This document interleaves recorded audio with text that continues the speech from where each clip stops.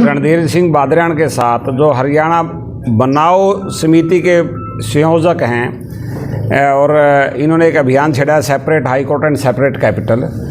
रणधीर सिंह बादरियान जी, पूर्व chairman bar council of Punjab and Haryana.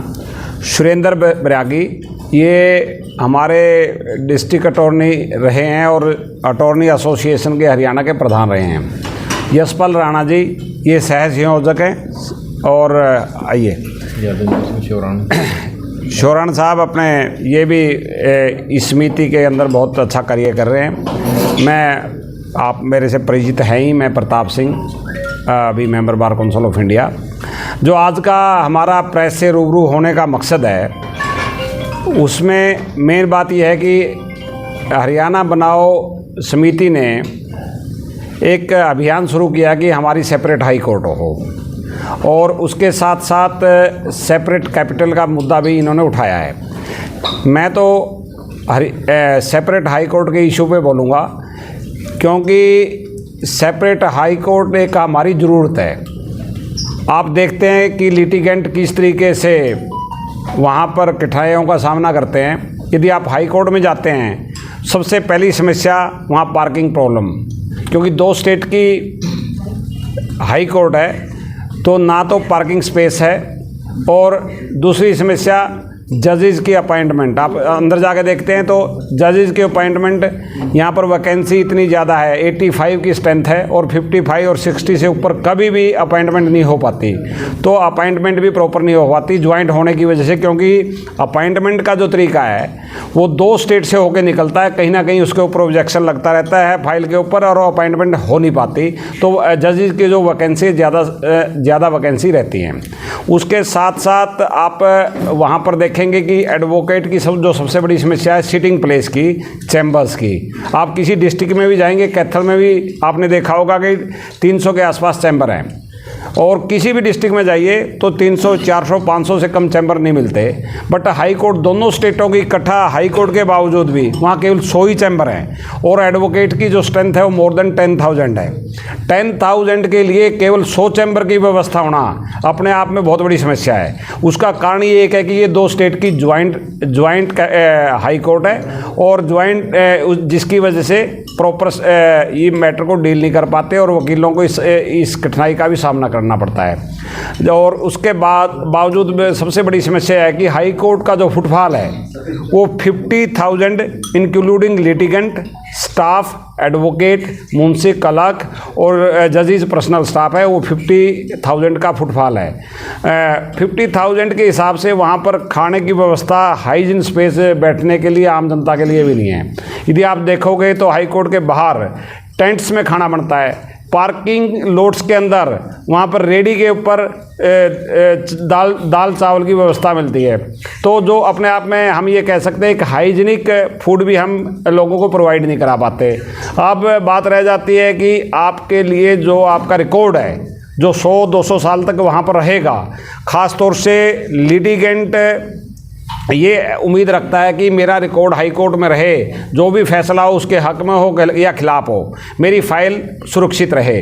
जो joint high court होने की वजह से स्पेस की कमी के कारण आपकी फ़ाइल के लिए वहाँ पर प्रॉपर स्पेस नहीं है। यदि आज आके देखोगे आप, लाखों केस पेंडिंग हैं और लाखों डिसाइड हो चुके हैं, तो फाइल के लिए प्रॉपर जगह के लिए स्टोर्स नहीं है।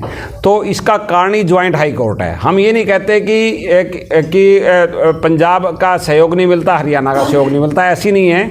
बट ज्वाइंट हाई कोर्ट की वजह से कोई भी गवर्नमेंट, ना तो हम हरियाणा से स्पेस ले पाते हैं, ना पंजाब से स्पेस ले पाते हैं, तो कंस्ट्रक्शन के लिए भी हम प्रॉपर स्पेस नहीं ले पाते हैं। इसलिए जो डिमांड आज सेपरेट हाई कोर्ट बनाओ समिति इन्होंने ये बनाई है, तो इनकी डिमांड बड़ी जेन्युइन है। मैं इस डिमांड का पूर्णतः समर्थन करता हूं।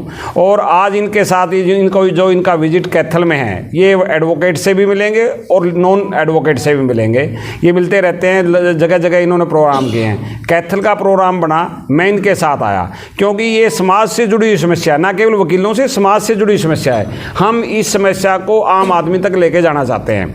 यदि आप देखोगे, आप कॉन्स्टिट्यूशन ऑफ इंडिया है, उसके अंदर भी सेपरेट हाई कोर्ट का प्रोविज़न है।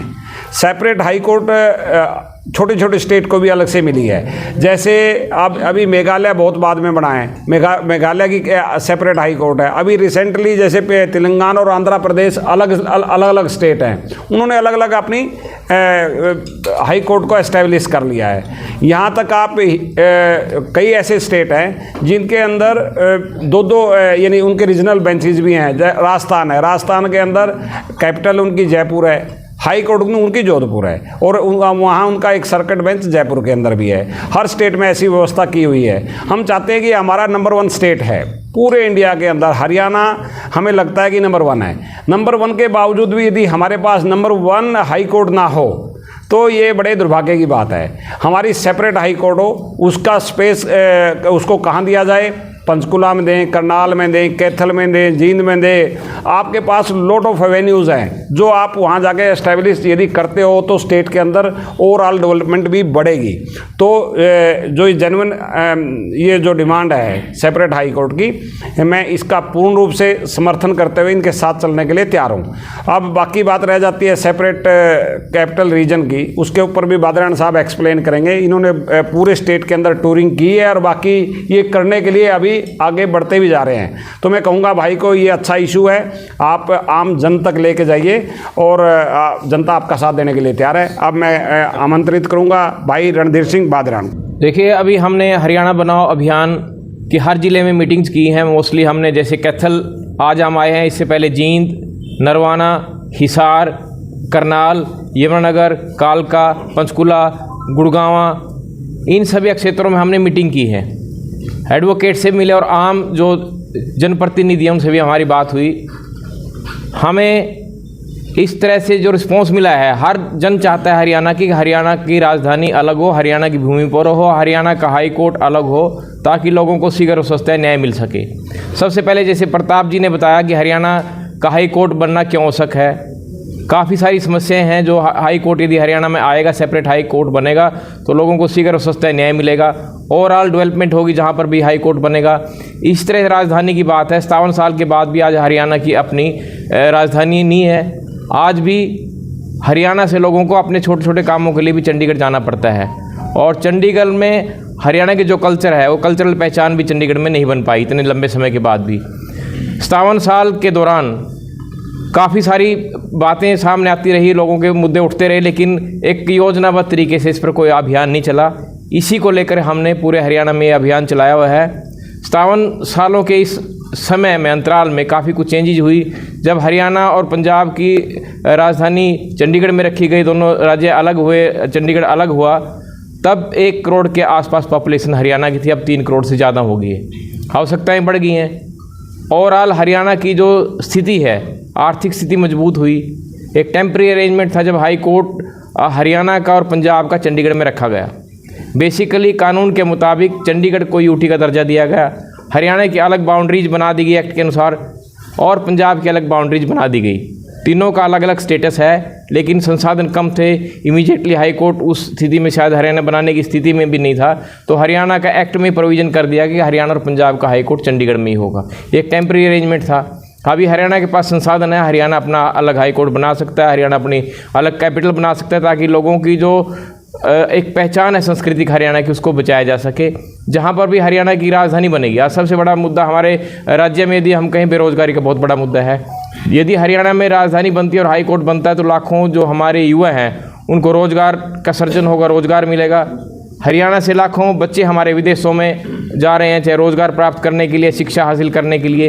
ये बहुत बड़ी हरियाणा में समस्या है। साधन संपन्न राज्य होने के बाद भी हमारे गांव से, आसपास के इलाके से हम देखते हैं कितने सारे बच्चे विदेशों में जा रहे हैं। उसका कारण यही है कि यहाँ रोज़गार उपलब्ध नहीं है जितनी आवश्यकता रोज़गारों की है।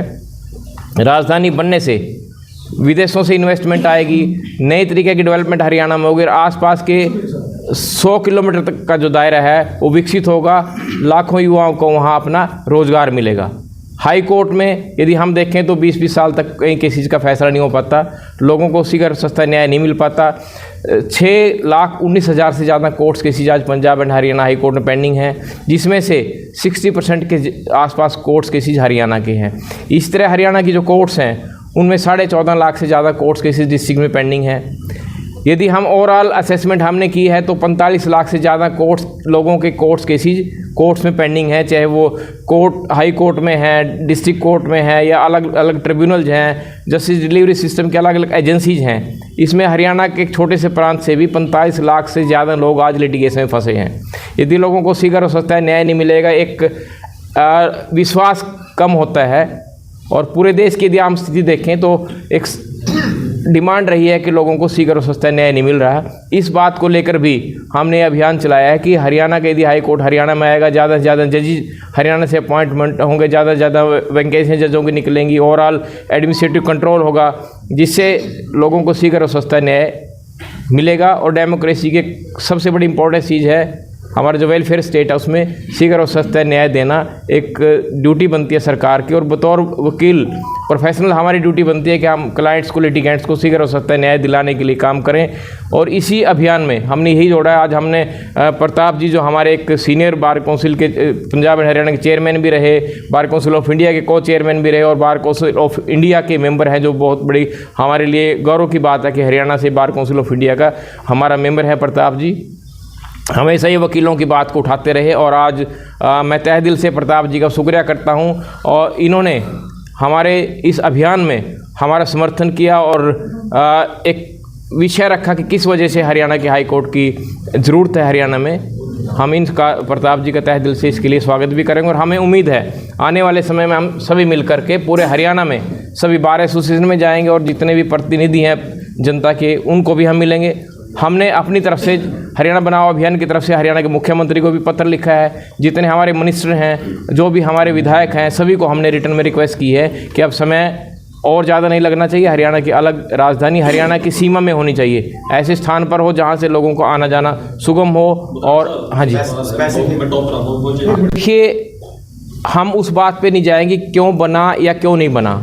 हमने महसूस किया बतौर एडवोकेट कि हम अपने क्लाइंट्स को जस्टिस नहीं दिला पा रहे। हमने डिस्कस किया सभी सबसे पहले हम बार एसोसिएशन में गए, और एक निष्कर्ष निकला कि हम वकीलों को इस बात को अपने हाथ में लेना चाहिए और पब्लिक ओपिनियन क्रिएट करना चाहिए। एडवोकेट्स एक लीडर के रूप में काम करें, और दूसरे जो हमारे रिटायर ऑफिसर हैं, IAS है, IPS, वो भी इस मुद्दे पे हम उनसे भी चर्चा की। सभी ने निष्कर्ष निकाला कि हमें एक पब्लिक मुहिम बनाने की आवश्यकता है, एक पब्लिक ओपिनियन क्रिएट करें, ताकि पॉलिटिकल लोग जो जनमत के हिसाब से चलते हैं वो अपनी पॉलिटिकल पार्टी के जो उनके एजेंडाज हैं इलेक्शन उनमें लेकर आएँ, और इस पर एक ओपिनियन बनाने के बाद एक आसान तरीका हमारा निकलेगा कि हम अपनी राजधानी हरियाणा में लेकर आ पाएंगे। और इस मुहिम से जोड़े एक गैर राजनीतिक संगठन बना के हम लोगों को तो ये न्याय दिलाना चाहते हैं। लोग हमसे जुड़ें, हम लोगों से नहीं जुड़े, लोग हमसे जुड़ें, ताकि सभी को एक ये पता लगे हमारे हरियाणा कंप्लीट तब होगा जब इसकी अपनी राजधानी होगी, अपना हाई कोर्ट होगा, अपनी विधानसभा होगी। आज हमारे पास हरियाणा में अपना एक भी चीज़ नहीं है। जहाँ तक चंडीगढ़ के अधिकार की बात है, रीऑर्गेनाइजेशन एक्ट बना, उस एक्ट में पार्लियामेंट ने पास किया, सेंट्रल एक्ट है, सीमाएं निर्धारित कर दी कि ये पंजाब का एरिया है, ये हरियाणा के एरिया है, और चंडीगढ़ को रखा यूनियन टेरिटरी। चंडीगढ़ आज भी यूनियन टेरिटरी है। चंडीगढ़ में किस तरह का कोई पार्टीशन का क्वेश्चन एक्ट में भी नहीं है, आज तक किसी ट्रिब्यूनल में पेंडिंग नहीं, आज तक कोई इस तरह का कोई डिस्प्यूट है नहीं। हम ये एक भी कन्फ्यूज़न भी दूर करना चाहते हैं कि चंडीगढ़ तो यूनियन टेरिटरी है, और पार्लियामेंट की पावर है किसी राज्य को यूनियन टेरिटरी बनाए, या किसी यूनियन टेरिटरी को अलग से राज्य बनाए, या कुछ राज्यों को मिलाकर एक अलग स्टेट बना दी जाए। चंडीगढ़ आज भी हमारा देश एक है, हम उसी तरह से जा सकते हैं। हमारी राजधानी चंडीगढ़ से हरियाणा में आ जाएगी तब भी हमारे लिए चंडीगढ़ वैसा ही है जैसे हमारे लिए दिल्ली है, दूसरे यूनियन टेरिटरीज हैं। क्लेम का क्वेश्चन ऐसा नहीं है कि हरियाणा का कोई उससे क्लेम कम हो जाएगा। जो हमारी बिल्डिंग्स हैं, जो हमारी प्रॉपर्टी चंडीगढ़ में है, चाहे प्राइवेट प्रॉपर्टी चाहे हरियाणा सरकार की, वो चंडीगढ़ में रहेंगी। हम इस बात को कह ही नहीं रहे कि हम अपनी वहाँ से कुछ ऑफिस शिफ्ट हो गए, और ऐसे भी काफ़ी राज्य हैं जहाँ पर 2-2 जगह राजधानी रखी है। हाई कोर्ट के बेंच अपनी बात आई नहीं, अब हरियाणा के शुरू से नहीं है। पिछले दिनों आप इंडियन एक्सप्रेस में न्यूज़ छपी थी, पंजाब के चीफ मिनिस्टर ने भी कहा था कि हम अपना हाई कोर्ट हम भी पंजाब में बनाना चाहते हैं। न्यू चंडीगढ़ के नाम से उन्होंने बसाया हुआ है, और पंजाब की कल्चर चंडीगढ़ से मिलती है, हमारी सांस्कृतिक पहचान नहीं है। यदि हमने कोई भी ऐसा कार्यक्रम करना है हम चंडीगढ़ में नहीं कर पाते। यदि हमारी राजधानी हरियाणा में होगी तो हम अपने सांस्कृतिक प्रोग्राम कर सकते हैं, हम अपने खिलाड़ियों को सम्मानित कर सकते हैं।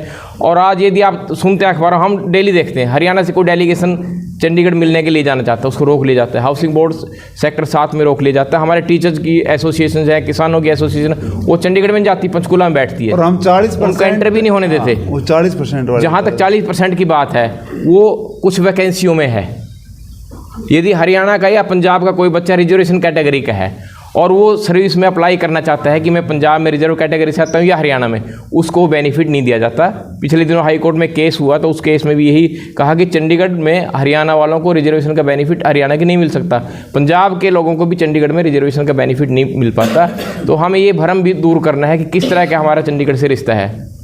हम आज भी इस तरह से चंडीगढ़ में जाते हैं, हमारे कोई वेलकम नहीं चंडीगढ़ में किया जाता। हमारे लोग यहाँ से जाएंगे तो पुलिस सबसे पहले चेक करेगी कहाँ से है, हरियाणा से, उस चालान भी काट देते, चाहे हमारा विधायक भी। हमारा ओवरऑल कंट्रोल हरियाणा का नहीं है, सिर्फ वैकेंसियों में है। हाई कोर्ट की जो जजेज की वैकेंसी है उनमें 40% है, 60% का है। कोई प्रॉपर्टी का ऐसा कोई कानून में नहीं है कि हरियाणा की कोई प्रॉपर्टी उसमें है या पंजाब की है, दोनों की स्थिति बराबर है, ना हरियाणा को उससे बेनिफिट ना पंजाब को। लेकिन हम हरियाणा की बात करते हैं, हमारी सांस्कृतिक पहचान तो हरियाणा में रह करीब बन सकती है।